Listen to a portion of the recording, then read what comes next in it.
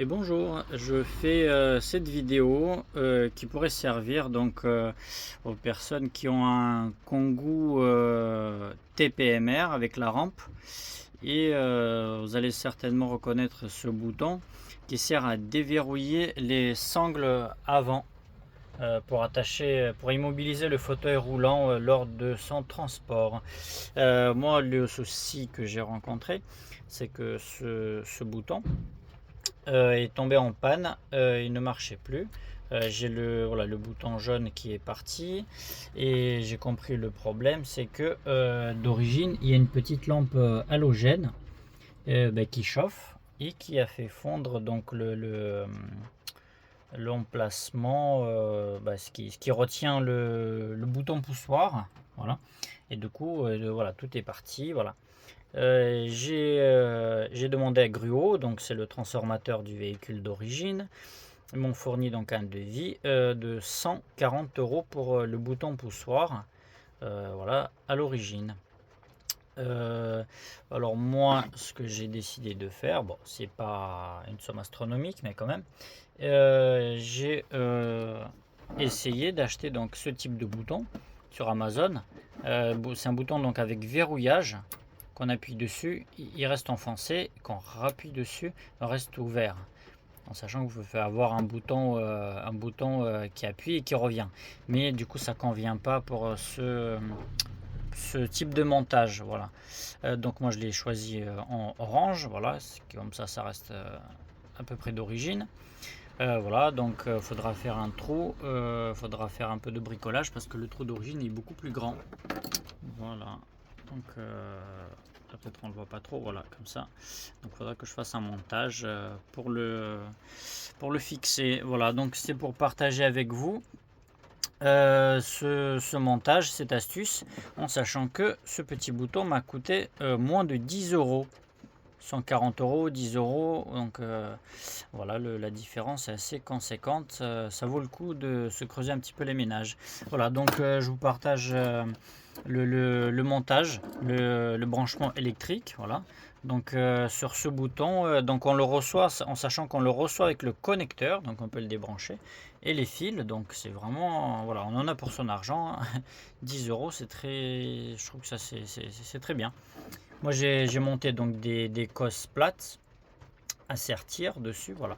Donc là dessus, quand on regarde à l'arrière du connecteur d'origine, le fil noir, donc on le relie au noir, ce qui va servir donc de masse pour allumer notre LED, la borne négative.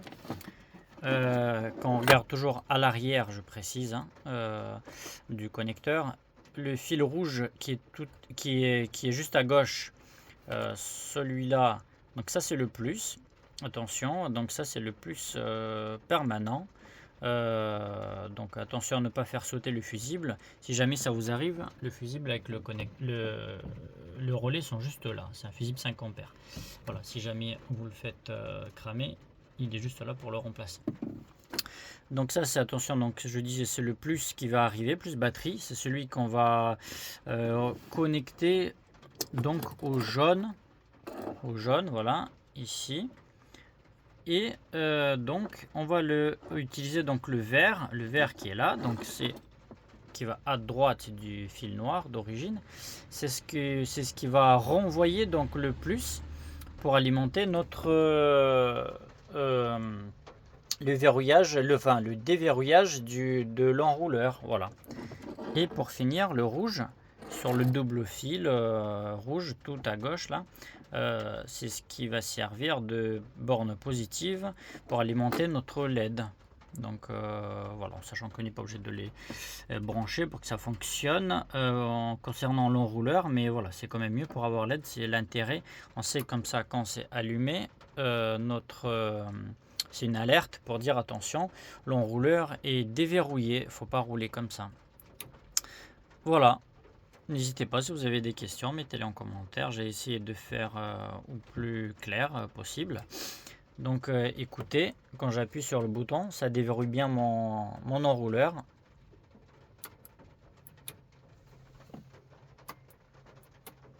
Voilà. Donc là, éteint, j'allume. je suis déverrouillé pour charger mon fauteuil. J'ai fini de charger mon fauteuil, j'appuie, ça fonctionne. Alors si jamais vous posez la question, peut-être que mon bouton à 10 € ne supporte pas la même intensité que mon gros bouton d'origine Gruo. Voilà, c'est pas du Ronon, hein, c'est Gruo, voilà. Eh bien, l'alimentation, elle passe par le bouton pendant quelques minutes, le temps de faire le temps de voilà, charger le fauteuil roulant, le temps de voilà, de faire embarquer la personne avec son fauteuil roulant. Donc voilà, il va rester allumé pendant, je sais pas, 10-15 minutes à tout casser à chaque fois. Et après, bon, bah, une fois qu'il est éteint, le courant ne circule plus. Donc après, évidemment, c'est à voir dans le temps. Voilà, c'est simplement pour partager cette astuce avec vous. N'hésitez pas à vous munir d'une lampe témoin pour vérifier vos alimentations, négatif, positif. Et un multimètre, c'est quand même bien parce qu'il va donner quand même le sens du courant. Il va afficher un plus ou non, il va afficher un moins si jamais donc on a inversé le plus et le moins. C'est toujours pratique, c'est plus pratique que de faire sauter un fusible. Voilà, j'espère que cette vidéo servira à d'autres personnes pour faire des économies. Et voilà, surtout que ça peut être bien embêtant, en sachant que le bouton, s'il ne fonctionne plus, bah, on ne peut plus transporter de personnes en fauteuil roulant avec le véhicule. Voilà, donc je rappelle, c'est un Kangoo Maxi que j'ai. Un Kangoo Maxi TPMR avec la rampe ici, hein, des années 2020. Voilà, bonne journée.